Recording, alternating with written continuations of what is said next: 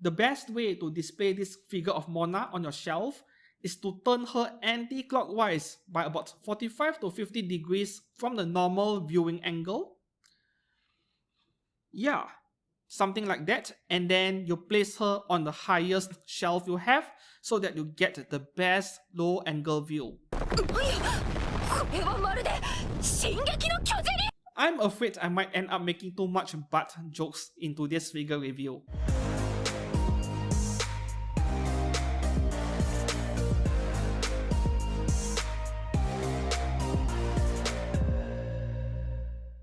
Hi and hello, welcome back to the channel. I'm Steven with a second successive skill figure review from Genshin Impact. I have already reviewed Keqing, so if you have not checked her out yet, the link is right up here. Now we shall return to this figure right in front of me. This is Wonderful Works 1x7 skill, Mona Megistus from Genshin Impact. She goes for 17,600 Japanese yen, that is before Japanese taxes and also shipping cost. Curiously enough, she does not have a release date yet, at least at the point of the publishing of this video. So I have no idea what's going on this time around because Wonderful Works, unlike Apex Toys, is a Japanese company. And they should be a subsidiary of Good Smile Company if I'm not mistaken. Yet, despite all that, this figure is not being released in Japan yet. This time around, there is no lengthy unboxing video like Ningguang or even Keqing because this is a much simpler figure. Basically, you just plug the figure into the base and that's about it. Only two major parts, figure and base, nothing else. Keqing in comparison is a more sophisticated figure with a few parts to be put together. With Mona over here, before we move on to the figure review, well, let's take a quick look at her box. So, once again, unlike Keqing, this is a very plain, simple box over here. Simple paper box, not offering much protection to the figure. Well, Japanese companies should really up their game when it comes to the packaging of figure boxes. This figure stands at 24 centimeters tall, which is typical for a 1x7 scale figure. If you are wondering whether her head is removable, the answer is no, as we have seen earlier in the unboxing part of today's review.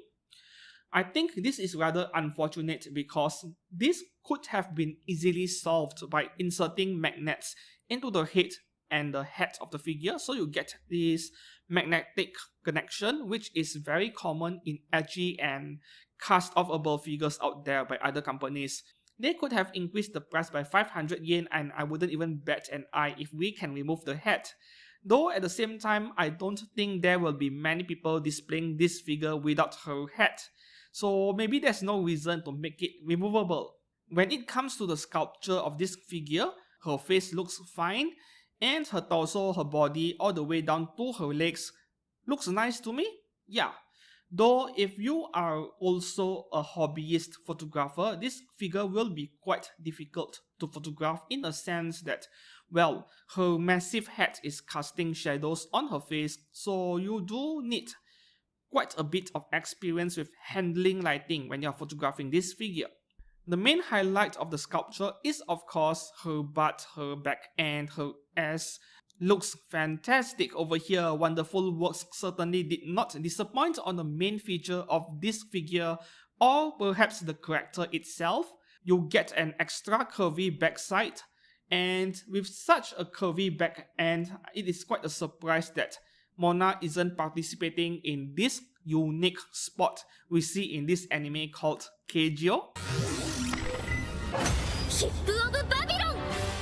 There is one specific part about the sculpture which to me looks a bit weird, which is her armpit over here in front. So yeah, right down here. So you can see this one groove over here running from the side of her right breast all the way up to her armpit. To me, it looks a bit weird or unnatural. I even went over to Google and double checked on how the human anatomy works, how our muscular system works, and this is the line of the pectoralis major, which is basically your chest muscle, and this muscle does indeed run all the way up to your armpits and shoulders. However, such a deep armpit groove, this is something you usually see in bodybuilders, for example, so to me it felt a bit unnatural over here on this figure of Mona. However, I'm also not an expert in human anatomy, human body features, so let's leave it at that. But what I can tell you about what an excellent armpit looks like, check out Good Smile Company's 1x7 scale Saber Lily Distant Avalon. Moving on to the paint job of this figure, I really did not know what to expect because I'm not familiar with this company. This is my first figure by Wonderful Works. The good news is the paint job is pretty decent all around. I really like how much shading there is on this figure, mainly on the blue color areas as well as her black or grey color bodysuit all around. You can see a lot of shading. However, the shading on top of her head looks a bit too extreme or unnatural to me because the transition from a darker shade of blue color to a lighter shade is too sudden. It needs to be more gradual, the paint transition, the shade transition. So what we are looking at over here, it looks like as if they ran out of a specific blue color paint and then they just use a different color paint to top up, and then yeah, it just looks a bit weird to me. But I think this is also something subjective. My opinion might differ from yours. Well, I did spot a very tiny micro scratch on the back of the figure on this gold color trim over here. Though this scratch is less than a millimeter in size, shouldn't bother you too much. Otherwise, the paint work everywhere else on this figure is pretty decent. I don't really have much complaints. The gold trims are also fairly accurately painted. And I'm saying fairly accurately because if I were to use a magnifying glass, or in my case with my videos or figure reviews, a macro lens, a very magnified view, you might see some small hints of paint bleeding over a different color part. But once again, those are macro views, they are very magnified. So at normal viewing distance, even at my current viewing distance right now, you can't really see it. So it is actually a non-issue.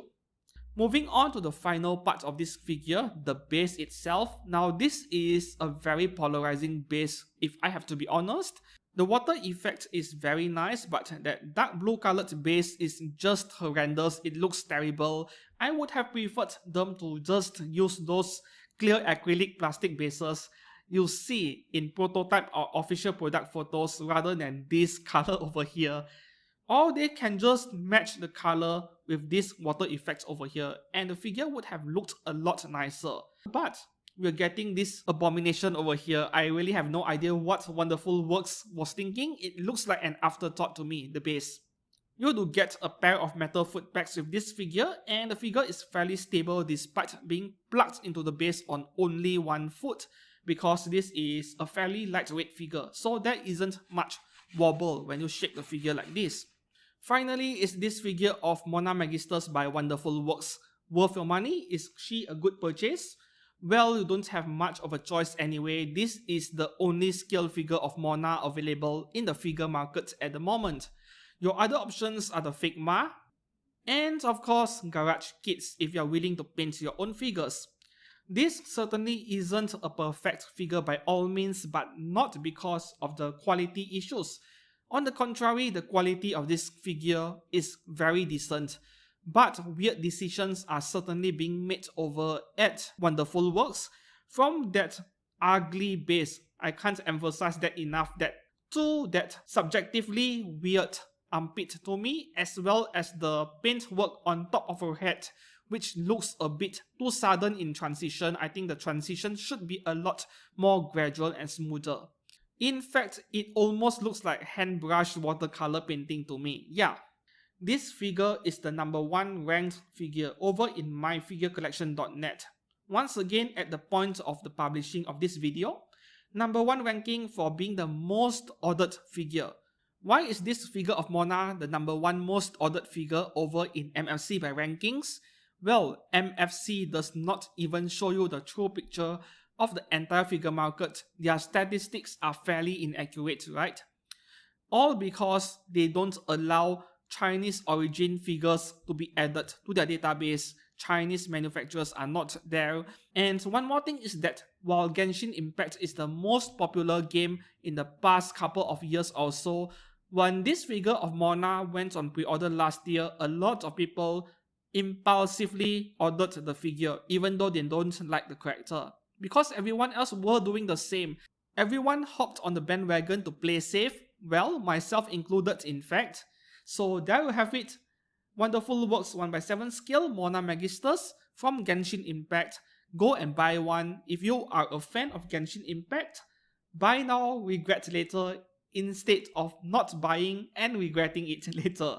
Yeah, thank you very much for watching and I shall see you guys again soon. Goodbye.